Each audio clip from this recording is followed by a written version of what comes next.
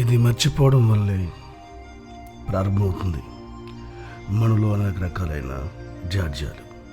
సృష్టిలో ఉన్న దేవుణ్ణి కూడా సరిగ్గా చూడడం. మనం తీసుకునే ప్రతి దానిని కూడా ఒక వస్తువులా చూస్తాం.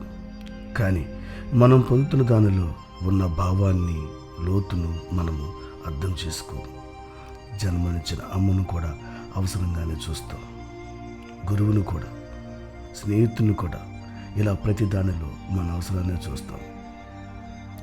నీకు ఇష్టమైన బహుమానాన్ని నీ స్నేహితుడు వెతికి తిరిగి పట్టుకొని వచ్చి నీ చేతికిస్తే వస్తువునే చూడగలుగుతున్నాము, కానీ ఆ బహుమతినిచ్చిన స్నేహితుడి యొక్క మనసును చూడలేకపోతున్నాము, తన దృష్టిని చూడలేకపోతున్నాము. మన ఉన్నతికి సాయపడే స్నేహితుని మర్చిపోతున్నాము. మనం మనలాంటి మనుషులను కూడా వస్తువులాగా చూస్తున్నాము, హృదయాన్ని చూడలేకపోతున్నాము. అలాగే ఈరోజు అన్నది కూడా మనకు వస్తువులానే కనిపిస్తుంది. ఈరోజు అనేది మనం చూడగలుగుతున్నామంటే దేవుడు మనకు అందించే అమూల్యమైన కానుక. అది దేవుడి దగ్గర నుంచి మనం అందుకున్నాం కాబట్టి ఈరోజు మనకు ఉంది. ఈ రోజులో మనం ఉన్నామంటే దానికి మనకి ఏదో అర్హత ఉంది అని మనం భావించాలి. మనం నిజానికి ఈరోజు నిద్ర లేవాలి, కానీ లేవలేదు. దానికి అర్థం ఈ రోజు నీకు అర్హత లేదని పైన వాడు డిసైడ్ అయ్యాడు. నిన్ను లేపలేదు, ఈరోజు నీకు ఇవ్వలేదు. రేపంటూ ఉంటుందో లేదో తెలియదు. ఈ రోజే మన చివరి రోజు, ఈ క్షణమే మన ఆఖరి క్షణం అనుకొని ఈ రోజును జాగ్రత్తగా చూసుకోవాలి. ఈరోజు దేవుడు మనకు ఇచ్చాడు కాబట్టి కృతజ్ఞత చెల్లించు. ఆయన లోతైన దృష్టిని నీ మీద ప్రేమను చూడు. ఈరోజు నీకు ఇచ్చాడు చాలు.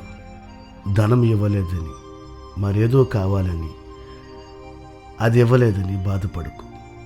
నీకు నువ్వు అనుకున్నవి ఇవ్వలేదని, అలా అని నీకు వద్దు అనుకునేది కూడా నీకు ఇవ్వలేదు అని ఆనందించాలి. ఈరోజు దేవుడు నీకు ఇచ్చింది ఆనందించు. జీవితాంతం ఆనందంగా జీవించు. నేను చెప్పొచ్చేది ఏంటంటే, ఈ రోజును నిర్లక్ష్యంగా వాయిదా వేయకు.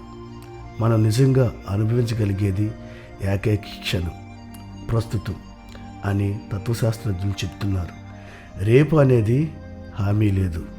నిన్న అనేది గతంలో ఉంది.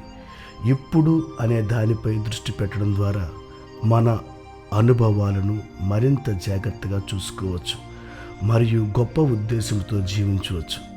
రేపు అనేది శూన్యమని అనుకున్నప్పుడు ఇదే మనకున్న సమయమని సమయాన్ని సద్వినియోగం చేసుకోవచ్చు. నువ్వేదైనా సాధించాలంటే ఈరోజే ప్రారంభించు, వాయిదా వేయకు. ఈరోజు నీకు ఇచ్చిన దేవునికి కృతజ్ఞతగా ఉండు. ఈరోజు కష్టపడి పని చేయాలి.